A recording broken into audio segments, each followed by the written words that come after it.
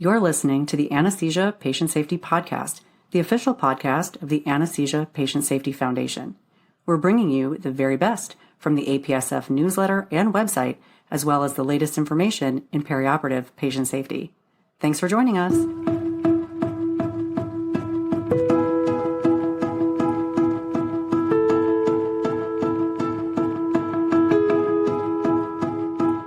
Hello, and welcome back to the Anesthesia Patient Safety Podcast. My name is Alli Bechtel, and I'm your host. Thank you for joining us for another show. We have a special show today. This is a letter to the editor show with exclusive content from the author. So grab your copy of the October 2023 APSF newsletter and get ready for an all-new show this week. But before we dive into the episode today, you've heard me recognize our corporate supporters on this show. But there's another supporter who is absolutely essential. You. Every individual donation matters so much. Please visit apsf.org and click on the Our Donors heading and consider making a tax-deductible donation to the APSF. Our featured article today is A Preventable Airway Management Disaster by Philippe Urdaneta. To follow along with us, head over to apsf.org and click on the newsletter heading. First one down is the current issue. From here, scroll down until you get to our featured article today. I will include a link in the show notes as well. Before we get into the article, we are going to hear from the author. Let's take a listen. Well, hello. Thank you for having me here. My name is Felipe Urdaneta. I'm a staff anesthesiologist at the Gainesville VA at the University of Florida, and I'm also a professor of anesthesiology at the University of Florida as well. I would like to actually state why I got interested in this subject. So as I was in training, I grew up with the notion that esophageal intubation had disappeared from our radar. But then in 2021, I got a hold, and I was a reviewer for the article of the recent PUMA guidelines on esophageal intubation. And in it, they started bringing, again, anecdotal reports of this subject appearing once again. And my concern, and the concern that we all have, is number one, it had not disappeared like we actually erroneously thought. And number two, because of the devastating consequences of having esophageal intubation and not recognizing it promptly, which ultimately is going to lead to basically hypoxic brain injury and ultimately having a patient that is not doing well. So that's basically the source of my interest on the subject. Why do I feel so passionate about the subject? Well, I think number one is one of my main interests happen to be human factors in airway management. And specifically, why do we keep making not only errors, but the same errors over and over again? And one of them happens to be the issue of esophageal intubation. I'm interested in the airway management as a systems, looking at basically our task, our procedures, our work environment, our interaction with resources, and looking at it not just in a form of technologies, but also as the workplace and processes at the individual level, at the group level, and as the institutional or organizational level. That's my main interest happens to be. I'm interested basically in looking at the mental demands, the physical demands, the temporal demands, and basically things that actually impact our performance when we're dealing with this complex issue of airway management.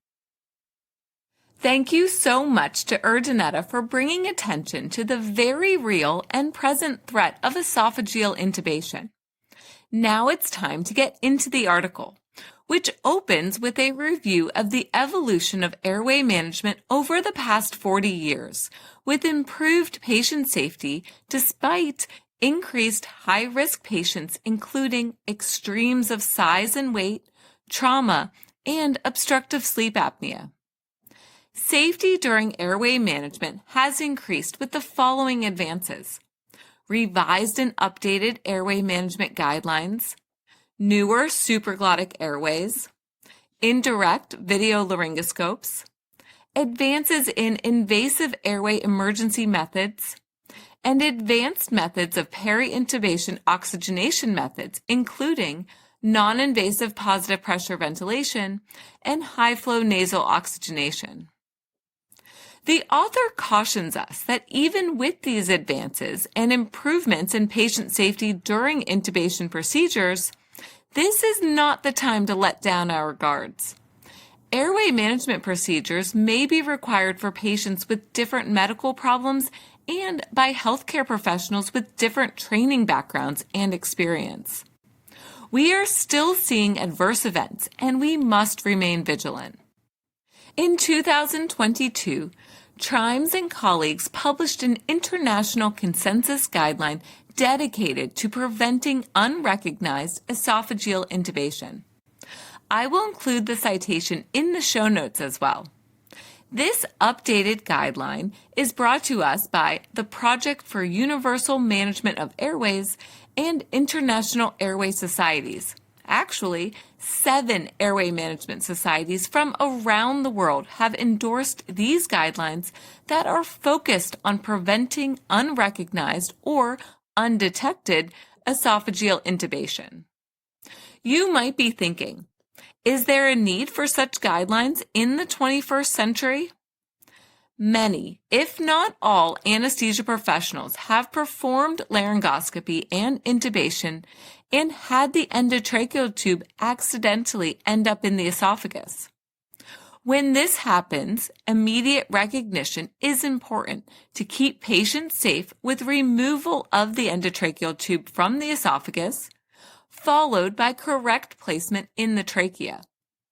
However, patients are at risk for severe, irreversible hypoxic brain damage or death if there is delayed recognition or failure to recognize accidental esophageal intubation. Let's take a short excursion to the recently published guidelines and review the key recommendations now. I am going to read them, and remember, the citation will be in the show notes. Number 1, monitoring for exhaled carbon dioxide and pulse oximetry should be available and used during airway management procedures. Number 2, routine use of video laryngoscopy is recommended if possible. Number 3, during laryngoscopy, the airway operator should verbalize the view obtained. Number 4, the airway operator and/or assistant should declare if there is sustained exhaled carbon dioxide and adequate oxygen saturation. Number 5, if there is no sustained exhaled carbon dioxide, then esophageal intubation must be excluded. Number 6, if there is no sustained exhaled carbon dioxide, the next step should be removal of the endotracheal tube and attempted mask ventilation or ventilation with a supraglottic airway. Number 7, if there is no sustained exhaled carbon dioxide and the endotracheal tube is not removed immediately, you must actively exclude esophageal intubation with either repeat laryngoscopy, flexible bronchoscopy, ultrasound, or the use of an esophageal detector device. Number 8, clinical examination findings cannot exclude esophageal intubation. Number 9, removal of the endotracheal tube should occur in the following situations: cannot exclude esophageal placement and no sustained exhaled carbon dioxide, or decreased oxygen saturation with failure to detect sustained exhaled carbon dioxide. Number 10, optimization of monitor displays is important with standardization and distinctive variables. And number 11, education with interprofessional education programs is important to implement the technical and team aspects of these new guidelines. Are you following these guidelines at your institution? We hope so. And now it's time to get back into the APSF article. What is the rate of unrecognized esophageal intubation?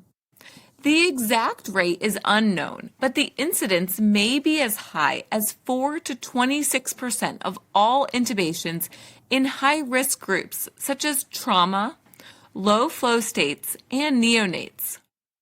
It is likely that the incidence is higher for airway management procedures performed outside of the operating room and when performed by non-anesthesia professionals. Keep in mind that anesthesia professionals may also be involved in an unrecognized esophageal intubation. Let's take a look at the ASA closed claims analysis for more information. In the 1980s, unrecognized esophageal intubation was responsible for about 6% of all closed anesthesia malpractice claims. 1 decade later, the ASA required monitoring for adequate ventilation with detection of exhaled carbon dioxide unless invalidated by the nature of the patient, procedure, or equipment. Following this, unrecognized esophageal intubation events decreased significantly, possibly becoming a never event. In 2019, the ASA closed claims analysis revision reported no cases. We need to dive a little further into the literature. Let's check out the 2011 National Audit Project 4 database. In this database, there were 9 cases of unrecognized esophageal intubation, and this was the second most common adverse event that resulted in death or disability. After this publication, the Difficult Airway Society and the Royal College of Anaesthetists in Great Britain advocated for required capnography whenever airway procedures occurred. This important step, detection of exhaled CO2, was still not able to eliminate unrecognized esophageal intubation events, though. It is also likely the case that these events continue to be underreported. The author provides some insightful commentary on the new guidelines and the risk for unrecognized esophageal intubation. Strict protocols and teamwork can help to eliminate this event. In addition, the use of video laryngoscopy is well supported in the literature, but it may not be possible due to the perceived cost and resource limitations. It is vital to ensure correct tracheal tube placement with monitoring for exhaled CO2, and this monitoring should be used continuously for patients requiring mechanical ventilation. Endotracheal tubes may become dislodged and migrate into the esophagus, so we need to remain vigilant, especially for pediatric patients and during patient head and body movement or during resuscitation maneuvers.